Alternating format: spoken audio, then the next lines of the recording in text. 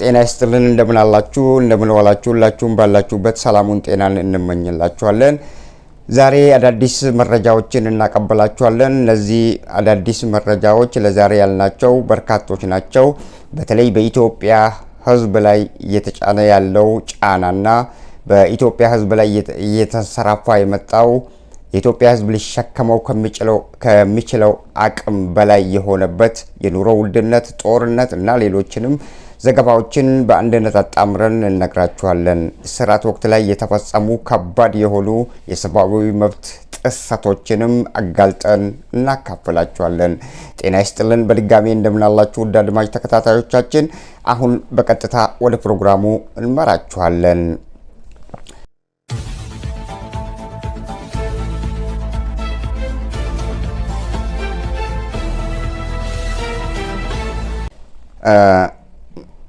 አንድ ወንድሜ በአብይ ዘመን በርካታ ጥሩ ነገሮች ተሰርተዋል አለኝ። እሺ አልኩት። ተሰርተዋል፣ አብይ በልማት ላይ ያተኮረ ስራዎችን ነው የሰራው። እሺ አልኩት፣ ተቀበልኩት። እስቲ ከነዛ ውስጥ ልትነግረኝ ትችላለህ ወይ አልኩት። አዎ አለና መጀመሪያ አመጣጣቸው ላይ የሰሩትን ነገረኝ። እሱ ምንድነው? አብይ አህመድ ልክ እንደመጡ ምንድነው ያደረጉት? እስር ቤቶች በየእስር ቤቱ ውስጥ ታጉረው የነበሩትን እስረኞች ፈተው እስር ቤቱን 0 ደረጃ ላይ መልሰውታል። ማንም እስረኛ እንደሌለ አድርገው ማለት ነው። እሺ አልኩት። እሱ ልክ ነው፣ ተቀብዬዋለሁ። እና ሌላስ አልኩት። ሌላስ ጥሩ ነገር ሰሩ የምትለኝ? ሌላው የኮሪደር ልማቱንና ቤተ መንግስቱን ማደሳቸው፣ የአባይ ግድብ ሄደው ማስመረቃቸው አለኝ። ጥሩ አልኩት። ሌላስ አልኩት። ሌላ አለና ሌላ የለም በቃ እነዚህ ናቸው። እና አሁን የሚሰሩ ጋዝ ለማውጣት ምናምን አለኝ። ከዛ ደግሞ ኦኬ ጋዝ እናወጣለን ተብሎ ለኢትዮጵያ ሕዝብ የተዋሸበት ሁኔታ ማለት ነው። እሺ በጣም ጥሩ ነው አልኩትና ተቀበልኩት። ምክንያቱም ሁሉም ሰው ያመለካከቱና በሚያየው አንግል ይለያያል እንጂ የሰው ልጅ በተለይ 130 ሚሊዮን ሕዝብ 130 ሚሊዮን የኢትዮጵያ ሕዝብ ሳይበደል ተበደልኩ አይልም፣ ሳይከፋ ተከፋው አይልም። ሮሮ ስቃይ ሲበዛበት ነው ምሬቱን የኢትዮጵያ ሕዝብ የሚገልጸው። ስለዚህ አብይ አህመድ ጥሩ ነገር ሰርተዋል ብለኸኛል አልኩት። አዎ። እሺ ከሰራቸው ውስጥም ነግረኸኛል አልኩት። አዎ። ታዲያ እስር ቤቶቹ 0 ደረጃ ላይ ከደረሱ ኋላ ጠቅላላ በእስር የነበሩት ሁሉ ከተፈቱ ኋላ በተወሰነ ወራቱ ውስጥ እነዛ እስር ቤቶች ወደ ቦታቸው አልተመለሱም ወይ አልኩት። በሰሩት ወንጀል ነው አለኝ። መጀመሪያም እኮ በእስር ላይ የነበሩት እኮ ወንጀል ፈጽመዋል ተብለው እኮ ነው የታሰሩት። እንደዚሁ ዝም ብለው እኮ በወንጀል ተጠርጥረዋል ሳይባሉ የታሰሩ የሉም እኮ። ማንኛውም ንጹህ ሰውም እኮ ሲታሰር በእንደዚህ አይነት ወንጀል ተጠርጥረሃል ተብሎ ነው የሚታሰረው። እና ኦኬ በወንጀል ተጠርጥረው ነው አለኝ። ኦኬ ታዲያ ከዛ በፊት ያሉትስ በወንጀል እኮ ተጠርጥረው ነው እነሱም የታሰሩት አልኩት። እና ወዲያውኑ ነው እስር ቤቱም ተመልሶ የሞላው ማለት ነው። ሌላው እሱ ያነሳልኝ ሀሳብ ደግሞ ምንድነው? አብይ አህመድ ከሰሩት በጎ ነገሮች ውስጥ ሌላ አንድ የረሳሁት ደግሞ ነበረኝ። ምንድነው ያለኝ? ከኤርትራ ጎረቤት አገር ጋር ቶሎ ብሎ እርቅና ሰላም መፍጠሩ አለኝ። ኦኬ አልኩት። ያንንም ተቀብዬዋለሁ። ራይት፣ አልተሳሳተም። እሺ አልኩት። አሁን ወደ ሁለተኛው ልምጣ። የኮሪደር ልማትና እንትን ነው አለኝ። የኮሪደር ልማት የኢትዮጵያ ሕዝብ በወያኔ አገዛዝ ስር በነበረበት ወቅት ላይ ብዙ ጉዳቶች ደርሰውበታል። አሁን አብይ አህመድ ያመጣው አይነት ሳይሆን በዛን ወቅት የነበሩትን ሁላችንም የምናስታውሰው ነው። እሱም ራሱን በቻለ የአገዛዝ ስልት በኢትዮጵያ ሕዝብ ጫንቃ ላይ የፈጸመው በደል አለው እና ከዛ ለመላቀቅ የኢትዮጵያ ሕዝብ ብዙ ጥረቶችን አድርጓል። ብዙ ወጣቶችን መስዋዕት አድርጓል። በአማራ ክልል፣ በኦሮሚያ ክልል በእንደዛ አይነት ሁኔታ የመጣ የትግል ውጤት ነው የአብይ አህመድ ወደ ስልጣን መምጣት ማለት ነው እና ያ የኢትዮጵያ ሕዝብ ትላንት ሲታገል የነበረው የህወሓትን አገዛዝ ለመጣል ያደረገው ሮሮ፣ ስራ አጥነቱ፣ የኑሮ ኢንፍሌሽኑ አንድ ላይ ተደማምሮ የአብይ አህመድ ወደ ስልጣን በሚመጣበት ወቅት ላይ የኢትዮጵያ ሕዝብ የታገለው ትላንት አሁን ላይ የነበረው በዛን ጊዜ በወቅቱ የነበሩት ነገሮች ይፈቱልኛል ብሎ አይደለ እንደ ትግሉን ያደረገው እና ወጣቶችንም የሰዋበት እና አብይ አህመድ በመጣበት ወቅት ላይ የኮሪደር ልማትና እንትን ሳይሆን በኢህአዴግ ወቅት ላይ ህዝብ ሲታገልለት የነበረው እያንዳንዱ ጥያቄ ምንድን ነው ተብሎ ነበር ለነዛ ጥያቄዎች መልስ መሰጠት የነበረበት። ያ ምንድን ነው? የኢትዮጵያ ህዝብ የጠየቃቸው ጥያቄዎች አሉ። የኑሮ ውድነት መጣባቸው፣ እስሩ በዛ፣ አፈናው በዛ፣ የሰብአዊ መብት ረገጣዎች መጡ። በተለይ ዲሞክራሲ ደግሞ አላገኛለ ህዝቡ እና ያንን ጥያቄ ነበር ሲጠይቅ የነበረው። አብይ በሚመጣበት ወቅት ላይ ማድረግ የነበረበት ዋናው ምን ነበር ማለት ነው? እነዚህን ነገሮች ቅድሚያ ሰጥቶ እነዛን ነገሮች ማሻሻል ነበረበት።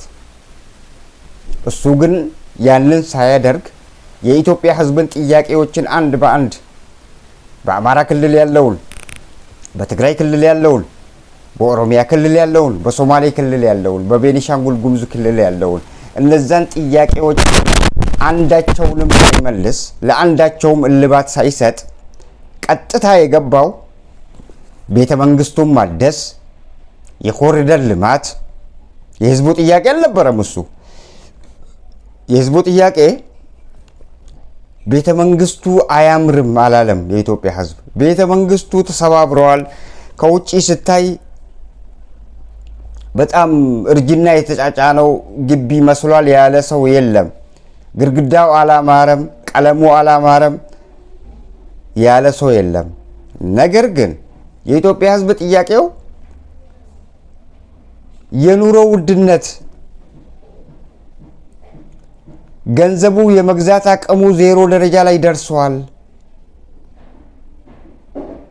እናንተ በምታረጉት አካሄድ ነው ይሄ ሁሉ የመጣብን ብሎ ነው ሲታገል የነበረው። አብይ አህመድ ግን እነዛን ጥያቄዎች ከመመለስ ይህንን የኮሪደር ልማትና ቤተ መንግስቱ ማደስ ላይ ነው የገባው። ይሄ ደግሞ የኢትዮጵያ ጥያቄ አልነበረም። የኢትዮጵያ ጥያቄ ቅድም እንደነገርኳችሁ ኢንፍሌሽኑን ነው ሲጠይቅ የነበረው፣ ጉዳዩ አይደለም ቤተ መንግስት አማረ አላማረ።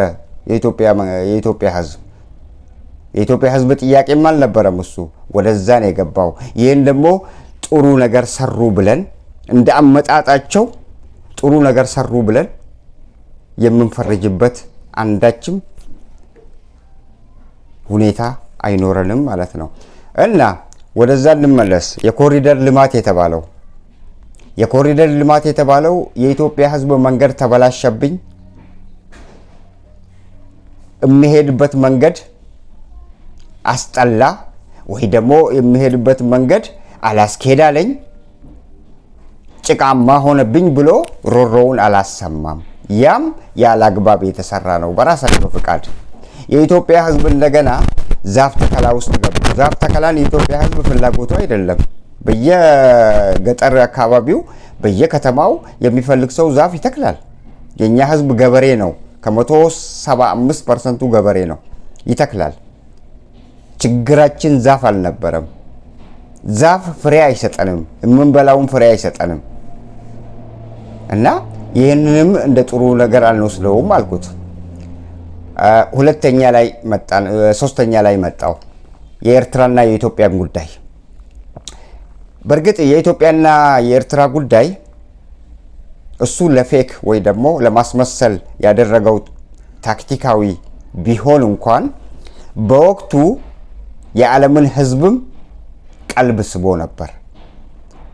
ለ20 ምናምን ዓመታት በሁለቱ ሀገራት መካከል ያለው ግንኙነት የሻከረበት ወቅት ላይ ሕዝብ ለሕዝብ የተነፋፈቀበት ወቅት ላይ ገሚሱ የአንድ ቤተሰብ አባል ገሚሱ ኤርትራ ውስጥ ነው ያለው፣ ገሚሱ ኢትዮጵያ ውስጥ ነው ያለው። እነዛን ሁለቱ ለ20 ምናምን ዓመታት በስልክ እንኳን በአካል በስልክ እንኳን ሊገናኙ ያልቻሉትን እንዲገናኙ አደረጉ።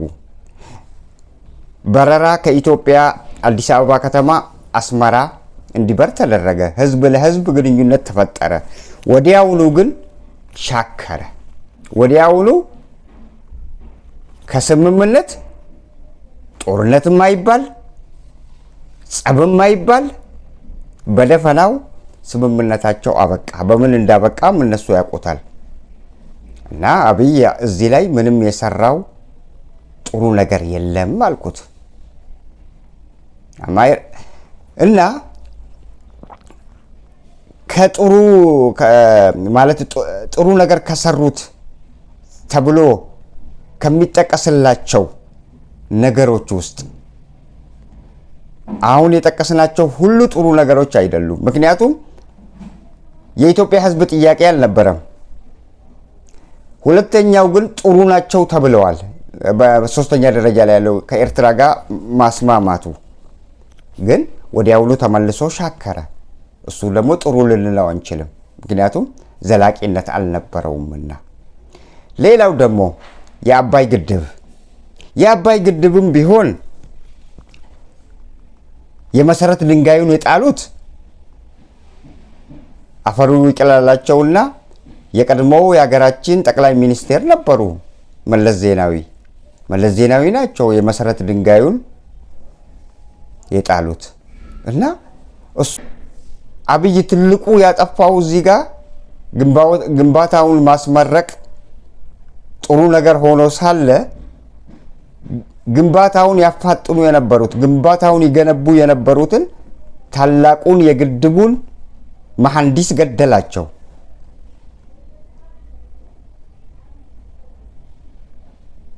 ኢንጂነሩን ማለት ነው። ምክንያቱም ኢንጂነሩ የሚያውቁት ብዙ ምስጢሮች አሉ። በተሰጣቸው ኃላፊነት ነበር ሲሰሩም የነበሩት ኢንጂነሩ። ወደ ሌላ አርስት እንኳን ገባል እና ኃላፊነታቸውን በሚገባ ይወጡ ነበረ። 3 ጊዜ ነው የተገናኙት። ማለት አብይ አህመድ አልተገናኘንም ብሎ ካደ እንጂ 3 ጊዜ እንደተገናኙ በወቅቱ በህይወት እያሉ ኢንጂነር ስመኘው ተናግረው ነበር። ሄዶ እንደተቆጣቸው ብዙ ነገር እንዳላቸው ሁሉ በአንድ ወቅት ላይ ሲናገሩ ነበር። ሄዶ ተቆጥቷቸው ምን ብሎ አስፈራርቷቸው ነው ሄደው ነው የተባለው። እና መጨረሻ ላይ አስወገዳቸው። ካስወገዳቸው በኋላ የራሱን የሚፈልገውን ኢንጂነር ነው እዛ ላይ አድርጎ ከግብጽ ጋር ተስማምቶ የግድቡን መጠን ቀንሶ ግድቡ መጨረሻ ላይ እንዲመረቅ የተደረገውና አስመረቀው። ይሄ ደግሞ ጥሩ ነገር አንለውም። እኔ በበኩሌ ጥሩ ነገር አልለውም። ጥሩነቱ ስመኘው ባይገደልና ገባችሁ? ስመኘው ባይገደልና ያንን ግንባታ እሱ በጀመረው ቢያስጨርሰው ኖሮ እና ቢመረቅ ኖሮ ጥሩ ነገር ሰራ እለዋለሁ፣ ምንም እንኳን መለስ ዜናዊ የመሰረት ድንጋዩን ቢያስቀምጡ። ስለዚህ ይህም እንደ ጥሩነት አልወስደውም። ሌላ እሱ ምንድን ነው አብይ የሰራቸው ምንም አይነት ጥሩ የሚባል ነገር የሰሩት ነገር የለም። 0% ነው መሰረተ ልማቶች ላይ ተቋማትን በመገንባት ላይ ተቋማት 0% ግንባታ ነው። ኢንዱስትሪ፣ የህዝብ ተቋማት፣ ትምህርት ቤቶች፣ የጤና ኬላዎች፣ የጤና ተቋማት አንድም በአብይ ዘመን ላይ መሰረት ድንጋይ የጣለባቸው ከዛ ደግሞ ያስመረቃቸው አንድም ተቋማት የለም። ሌላው ወንድሜ ያነሳው ነዳጅ የተባለው በማጭበርበር ሰውየው ነዳጅ የተባለው ለኢትዮጵያ ሕዝብ ገና የሚጠይቅበት ቀን ይመጣል። የኢትዮጵያ ሕዝብ ዝም ማለቱን ነው አሁን የምናየው። ኋላ ግን ሆድ ሲብሰው፣ ሲከፋው፣ ሲመረው፣ ሲጨንቀው የኢትዮጵያ ሕዝብ ይተነፍሰዋል። ልክ ግድቡን እንዳስመረቁ ምንድን ነው ያሉት? አሁን እኮ የቀረን እዛ ሶማሌ ክልል አካባቢ ላይ ነዳጅ እያወጣን ነው፣ ወደሱ ነው የምንሄደው አሁን ደግሞ እና ከግድቡ ደግሞ ወደ ወደቡ ነው ያሉን። ሁለት ነገሮችን ነው በአንድ የተናገሩት። አንደኛው ነዳጅ ሪፋይኒንግ ሶማሌ ክልል ላይ ያለውን ነዳጅ ማውጣት፣ ሁለተኛ ደግሞ አስከትለው ምን አሉ? ግድብ ከግድቡ ወደ ወደቡ ወደብ ነው ያሉን። ሁለቱንም የኢትዮጵያ ሕዝብ ይፈልጓል ቢያገኘው። ከኛ ይልቅ ግን መንግስት ተጠቃሚ ነው እና የኢትዮጵያ ሕዝብ ያ እሱ ያለው ነዳጅ እስከ ዛሬ ድረስ ዜናውም የለም ወሬውም የለም። ጉግል ገብታችሁ ብትፈልጉትም ፌክ ነው የሚለው። አብይ አህመድ ፔትሮሊየም ሪፋይኒንግ ፍለጋ አግኝቻለሁ እና ያንን እያወጣን ነው ብለዋል ብላችሁ ብትጠይቁት የለም ነው የሚላችሁ። ፌክ ነው። ስለዚህ እሱም ፌክ ነው፣ አልተደረገምም፣ የለምም። እኔ ይልቁንስ አልኩት፣ እኔ ልንገር አልኩት፣ አብይ አህመድ the worst of African leaders within 7 years በ7 ዓመት ውስጥ መጥፎ የአፍሪካ መሪ የሚያደርጋቸውን ዋና ዋና ነጥቦችን ልንገር አልኩት። እሺ አለኝ። ቆጠርኩለት። የጅምላ ግድያ፣ ብሔር ተኮር የሆነ በአንድ ብሔር ላይ ያጠነጠነ ጅምላ ግድያዎች ተፈጽመዋል በዛች በኢትዮጵያ አገር ከ2018 እሳቸው ከመጡበት ስልጣን ጊዜያቸው አንስቶ ጅምላዊ ግድያ በአንድ ብሔር ላይ በማተኮር ተፈጽመዋል። አዳምጥ አልኩት።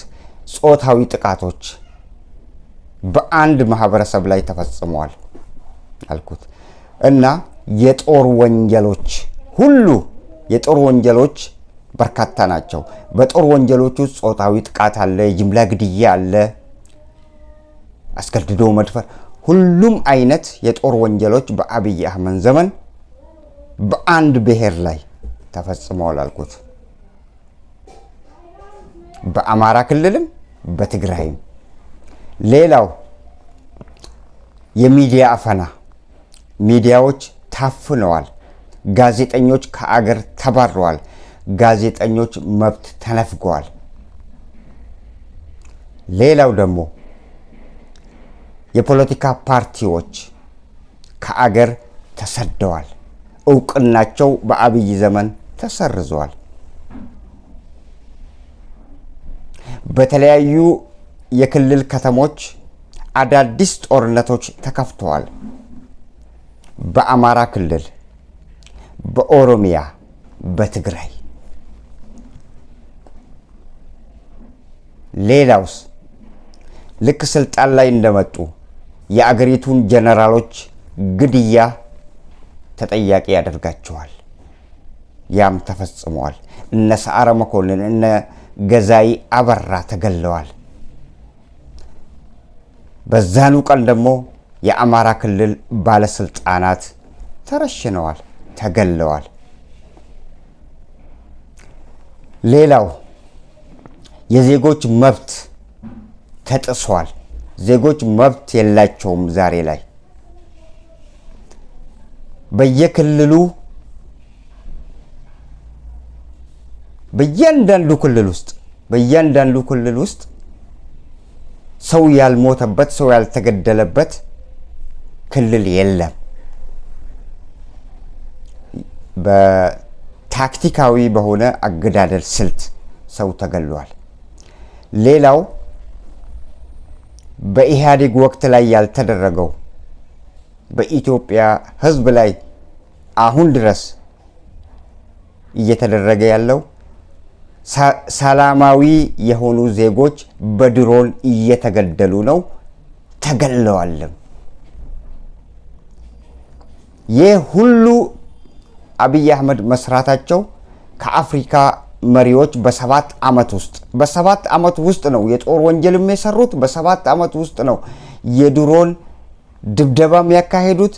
ጾታዊ ጥቃቶች፣ ያለአግባብ ሰዎችን ማሰር በ7 ዓመቱ ውስጥ አንድም የአፍሪካ መሪ በዚህ በአጭር ወቅት እነዚህን ሁሉ የሰብአዊ መብት ረገጣዎችን እነዚህን ሁሉ ሰብአዊ መብት ጥሰቶችን አንድም መሪ አልፈጸመም። ጎግል አድርጋችሁ ማየት ትችላላችሁ። ሌላው የሰብአዊ መብት ጥሰትን እንኳን ባንለውም ግን ሰውየው በመዋሸትና በማጭበርበር ተወዳዳሪ አልተገኘለትም። ከአፍሪካ መሪዎች በ7 ዓመት ውስጥ ብዙ ነገሮችን ተናግሯል። ብዙ ውሸቶችን ቀጥፏል። ብዙ ማጭበርበር ሴራዎችን ሰርቷል። ከአፍሪካ መሪዎች ቀዳሚ ያደርጋቸዋል፣ ለየትም ያደርጋቸዋል። አመናችሁም አላመናችሁም አብይ አህመድ በ7 ዓመት ውስጥ የቀጠፋቸውና የዋሻቸው ህዝብ ላይ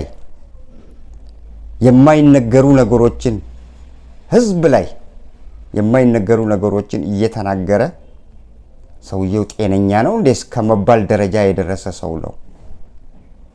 ራሱንም አሳንሶ ደረጃውን ዝቅ አድርጎ የታየበት በየፓርላማው ላይ የሚናገራቸው ንግግሮች አንገት እንድንደፋ አድርገውናል። በተለያዩ የአውሮፓና የአሜሪካ አገሮች ታላላቅ መሪዎች ዘንድ እኮ አብይ ልክ መለስ ዜናዊ እንደሚያደርጋቸው ከነሱ ጋር እኮ ስብሰባ ይቀመጡ ነበር እኮ። መለስ ዜናዊ ትልቅ ሰውም ናቸው፣ የተከበሩም ናቸው፣ ራሳቸውንም ያስከበሩ ናቸው፣ አልቀለሉም። አብይ አህመድ እኮ ከነሱ ጋር አንድም ቀን ሄዶ እኮ ተሳትፎ ስብሰባ አድርጎ ሀሳቡን ገልጾ አያውቅም። አንድ ቀን በእንግሊዝኛ እኮ ኢንተርቪው ተደርጎ አያውቅም።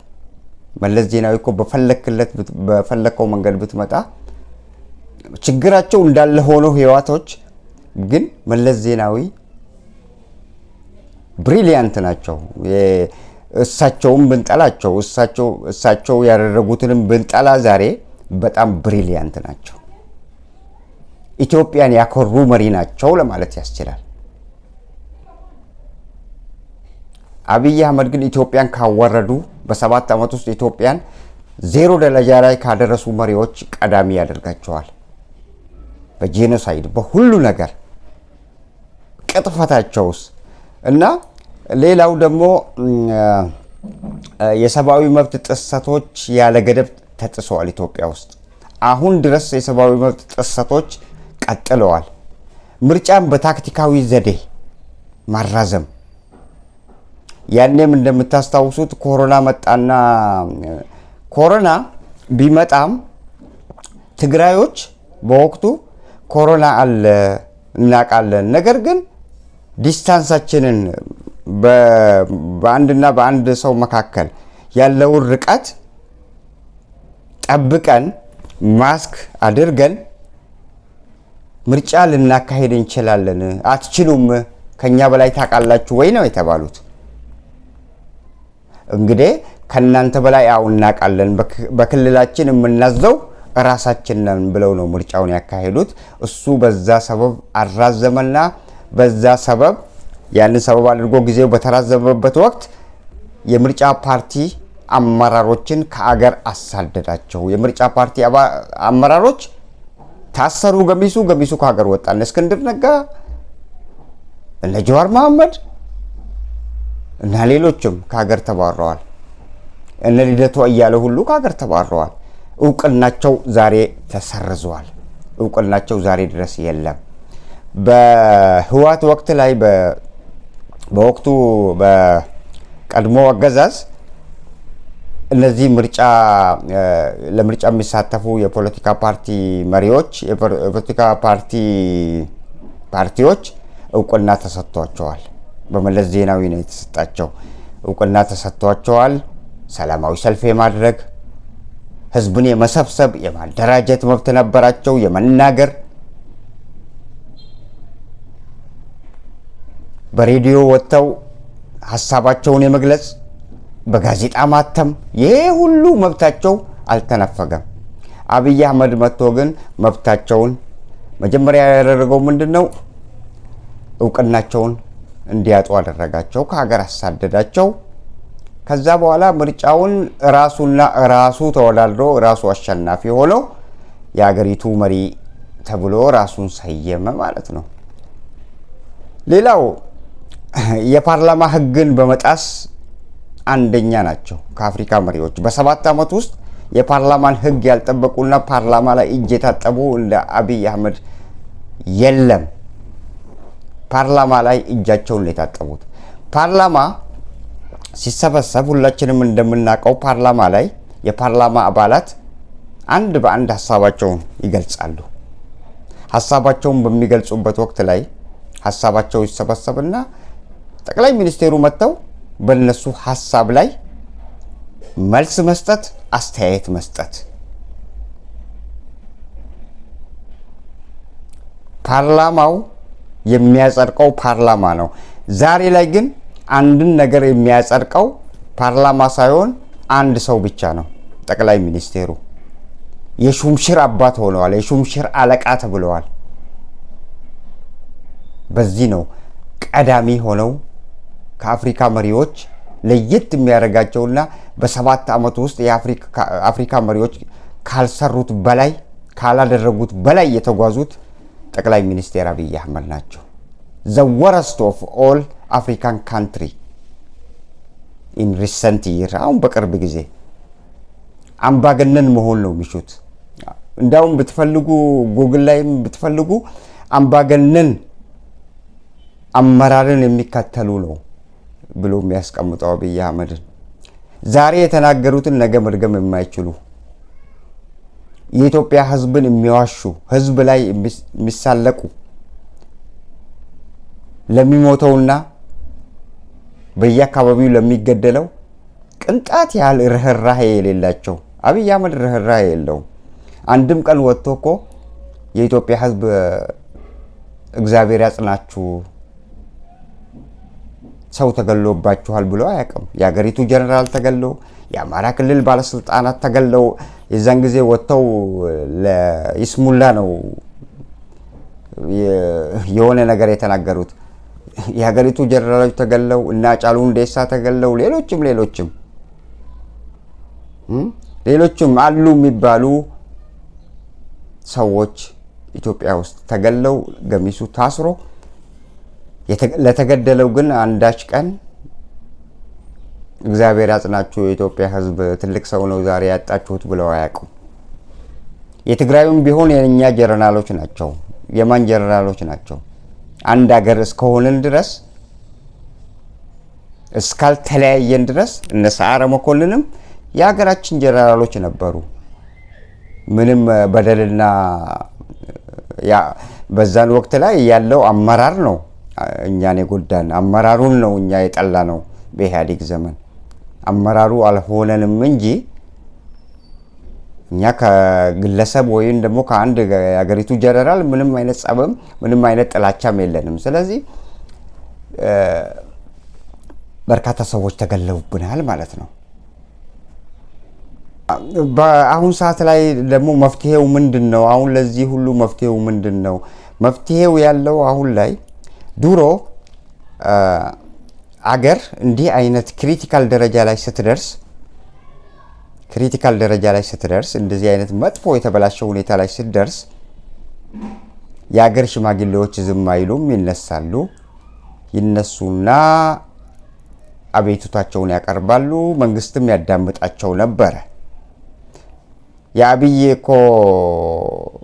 አብይ አህመድም እኮ እንደመጣ እንዳውም የእርቅ አባት ተብሎ ብዙ ነገር ነው ያደረገው። ሁለቱ አልስማሙ ያሉትን አባቶች በቤተ ክህነት በቤተ ክርስቲያን ዙሪያ ያሉትን በማስታረቅ በማግባባት ጥሩ ነገር እየሰሩ ነበር እኮ ጥሩ ነበር። ያ ነገር እኮ ጥሩ ነው። ሽማግሌዎች ቤተ መንግስት ይሄዳሉ፣ ያወያዩት ነበረ። ያ ጥሩ አካሄድ ነበረ። መጨረሻ ላይ ግን ሰውየው ራሱ የጠራቸውን በኦሮሞ እንትን ውስጥ የነበሩትን አባገዳዎችን እኮ በሲስተም ጨረሳቸው፣ ገደላቸው። ለካንስ እሱ ለሲስተም ነው ያንን ያደርግ የነበረው።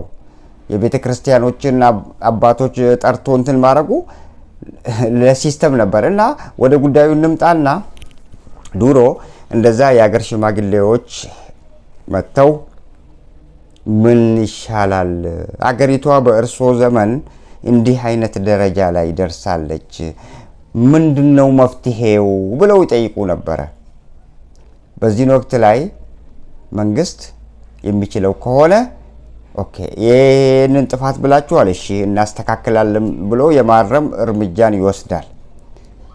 እንደዛ የአገር ሽማግሌዎችም የአገር የማዳን የመደመጥ ኃይል ነበራቸው። ዛሬ ላይ ግን አንዳቸውም ቤተ መንግስት መጠጋት አይችሉም። ሽማግሌዎች ቀለዋል። በሱ ቤት ሽማግሌዎች የአገር ሽማግሌዎች ምንም አያውቁም። በሱ ቤት ተደምድመዋል። ታዲያ መፍትሄው ምንድነው? የአገር ሽማግሌዎች መፍታት የማይችሉት ነገር መፍትሄው ምንድነው? ዚህ ጄኔሬሽን እንዲፈጠር ዚህ ጄኔሬሽን ደግሞ ሆ ብሎ እንዳይነሳ በአብይ አህመድ ዘመን ከኢህአዴግ የበለጠ ነው ሰው የሚረሸነው ለሰላማዊ ሰልፍ ቢወጣም። ስለዚህ አሁን እየቀጠለ ያለው ጦርነት መፍትሄ ሊሆን ይችላል ባዮች ነን። እየቀጠለ ያለው በአማራ ክልልና በኦሮሚያ ክልል እየቀጠለ ያለ ጦርነት ለአገሪቷ ማዳን መፍትሄ ሊሆን ይችላል። የአገር ሽማግሌዎች ሊፈቱት አይችሉም። ምክንያቱም ተደማጭነት የላቸውም። ምክንያቱም ሰውየው አገር ሽማግሌዎች እኮ ወደ መንግስት እኮ የሚሄዱት ምናልባት መንግስት እኮ ሁሉንም ነገር እኮ በየክልሉ ያለውን ነገር እኮ አያውቅም። ተቀማጭነቱ አዲስ አበባ የሆነው መንግስት ሁሉንም ነገር ባለስልጣናት የሚሰሩትን ነገር እኮ ሁሉንም አንድ ባንድ ሊያውቃቸው አይችልም። በስውር የሚሰሩ ባለስልጣኖች የሚሰሩት ነገር አለ። እነዛን ነገሮች ምናልባት መንግስት የማያውቀውና ተቀማጭነቱ አዲስ አበባ የሆነው መንግስት የማያውቀውና በየክልሎቹ ላይ እየተሰሩ ያሉት ወንጀሎች የሚሻሻሉበት ሁኔታ ካለ ብለው ነው እኮ መንግስት ጋር ጠጋ ብለው ያው በክልላችን እንዲህ አይነት ነገሮች እየተፈጸሙ ነው፣ ከርሶ እውቅና ውጪ ነው ወይስ በእውቅና ስር ነው ያለው ይሄ ብለው ነው የሚጠይቁት። ምናልባት መንግስት የማያውቀው ከሆነና የባለስልጣኖች ብልግና ከሆነ መንግስት ያርመውና አገሪቱን ያረጋጋል። በአሁኑ ወቅት ላይ ግን አብይ አህመድ የማያውቀው በባለስልጣኖች የተሰራ የለም። ስውር ከሙስና እስከ ግድያ ሁሉ ነገር በሳቸው እውቅና የሚደረጉ ስለሆኑ የሀገር ሽማግሌዎችም ሄዱ ሌላም ሄደ ተቀባይነት ሊኖረው አይችልም። ስለዚህ መፍትሄው ምንድነው? በአማራ ክልል የተጀመረው ጦርነት የኢትዮጵያን ሕዝብ ሊያድን ይችላል። በኦሮሚያ ክልል የተጀመረው ጦርነት የኢትዮጵያን ሕዝብ ሊያድን ይችላል ብለን ነው ሁለቱ ተደማምጠው እንደ አንድ ኢትዮጵያዊ የአማራ ፋኖም ሆነ የኦሮሞ ነጻነት ሰራዊቱም በትብብር በስምምነት አገሪቷን ማዳን ይችላሉ። አገሪቷ አሁን የደረሰችበት 0 ደረጃ ደርሳለች። ከዚህ በላይ የቀረ ነገር ኢትዮጵያ ላይ የለም። ሁሉ ነገር በኢትዮጵያ ላይ ተፈጽሟል። አይፈጸምም ተብሎ ስጋት ላይ የነበርነው ነገር ሁሉ ተፈጽሟል። ከእንግዲህ ይመጣል ብለን የምንጠብቀው ነገር የለም። ስለዚህ አገሪቷን ለማዳን መፍትሄው ብለን የምናስቀምጠው መፍትሄው በሰላማዊ መንገድ ነበር። ሰላምን የማይወድ መንግስት ነው እሱ። በኃይል በጦር የሚያምን መንግስት ነው። ስለዚህ በጦር የሚያምን መንግስቶችን ልክ ከዚህ ቀደም የዩጋንዳው መሪ የነበሩት እነ ኢዲ አሚን ዳዳ በጦር ኃይል የሚያምኑ ስለሆኑ በጦር ኃይል ነው መነሳትም ያለባቸው። እሳቸው ግን ምንድነው የሚሉት? በጣም በሰላማዊ መንገድ ነው እንጂ ከእንግዲህ በኢትዮጵያ ምድር በጦር ምናምን አመጣለሁ ስልጣን እቀበላለሁ የማይቻል ነገር ነው ብለው ነው 100% እርግጠኛ ሆነው የሚናገሩት በተለያዩ ወቅት። 100% ደግሞ በጦርና በኃይል ካልሆነ በስተቀር አብይን ንቅንቅ የሚያረጋቸው አካል የለም። በጠረጴዛ ዙሪያ አይፈቱ፣ በሰላማዊ መንገድ አይፈታ፣ እንደገና በፖለቲካ ፓርቲ ውድድር ተወዳድሮ ምርጫ በማሸነፍ አይሳካ። የሚሳካው ዛሬ ላይ በጦር ኃይልና በጉልበት ካልሆነ በስተቀር አብይ ስልጣኑን ሊለቅ የሚያስብም ሰው አይደለም። እንዳውም ወደ ንግስና ወደ ንጉስነት የመሄድ አዝማሚያ ነው። አሁን በአንድ ወቅት ላይ በድብቅ የመጣው ምስጢር ምንድነው ያለው? አብይ አህመድ ይሄንን አሁን የገባውበትን ውጥንቅጥ የአማራውና የኦሮሞ ሰራዊት ጦርነት የገባውበትን ጦርነት በሰላም ያላቀቀኝ እንጂ ንግስናዬን የማውጅበት ቀን የዛኔ ነው፣ ይህንኑ ይገላግለኝ እያለ ነው። ስለዚህ እሱ ንግስናውን ይጠብቃል። የኢትዮጵያ ህዝብ ደግሞ መሮኛል፣ ከፍቶኛል፣ ርቦኛል፣ ጠምቶኛል፣ የገንዘብ አቅሙ ተዳክሟል፣ ኢንፍሌሽን በአገሪቱ ተንሰራፍቷል፣ ሙስናው ተንሰራፍቷል፣ በባለስልጣኖች የሚደረገው አንገሸገሸኝ፣ ጦርነቱ ሰቆቃ ውስጥ አስገባኝ፣ ህዝብ ተፈናቅሏል፣ የኢትዮጵያ ህዝብ መሮኛል እያለ ነው። የኢትዮጵያ ህዝብ መሮኛል እያለ ደግሞ እሱ ፍንክች የሚል ሰው አይደለም። ስለዚህ መፍትሄው እንደዚህ አይነት እንትን የሆኑትን ዲክታተር የሆኑትን መሪዎች መድኃኒታቸው ንቅንቅ የሚያረጋቸው ከቦታው የሚያሽቀነጥራቸው በጦር ኃይልና በጦር ኃይል ብቻ ነው። በጠረጴዛ ዙሪያና በብዕር ልታሸንፉት አትችሉም። ይሄ ሪሊ በቃ ኮንክሉድ የሆነ ነገር ነው። ስሩ የተሰመረበት ደብልስ። እንዳውም እኮ እነ ልደቱ አያለው እነ ጀዋር መሐመድ እኮ ይህንን በጦር ኃይል እኮ አያምኑም ነበር። ልደቱ አያለው አሁን በቅርብ ጊዜ ምንድን ነው ያለው? እኔ በጦር ኃይል አላምንም፣ ግን አገዛዙ የገባውና በሰላማዊ መንገድ የማስረከብ ሐሳብ የሌለው መሆኑን ስለተረዳው እነዛም ወደ ትግል የገቡት በመሳሪያ የሚያዋጣቸው መንገድ ነውና ይቀጥሉበት ነው ያለው። መሆን የለበትም ነበር ብሎ ዱሮ ሲከራከር የነበረው ግን መሆን እንዳለበት እነሱ ሁሉ፣ ምክንያቱም አምባገነን መሪን ማሽቀንጠር የሚቻለው በጦር ስልት ነው። አፍሪካ ውስጥ የታየ ነው። የትም ኮንጎ ብራዛቪል፣ የትም አካባቢ ሩዋንዳ፣ ኮንጎ ብራዛቪል፣ የትም ሀገር አፍሪካ ውስጥ። ስለዚህ እሳቸውን ከስልጣን ለማሽቀንጠር የኢትዮጵያ ህዝብ ምንም አይነት መፍትሄ ሊያመጣ አይችልም። መፍትሄ ሊያመጣ የሚችለው ዛሬ ለህዝቡ የሚታገል ታጋይ ብቻ ነው። በትግል ኃይል ማስቆም ይቻላል፣ ማሽቀንጠርም ይቻላል። እና ውድ አድማጭ ተከታታዮቻችን ለዛሬው ጥያቄ መልስ ሰተንበታል። እንግዲህ ስለተከታተላችሁን እጅጉን አድርገን እናመሰግናችኋለን። ዛሬ ያዝናቸው ይህንን ይመስላሉ። በሌላ ፕሮግራሞች እስከምንገናኝ ድረስ ቸር ያገናኘን።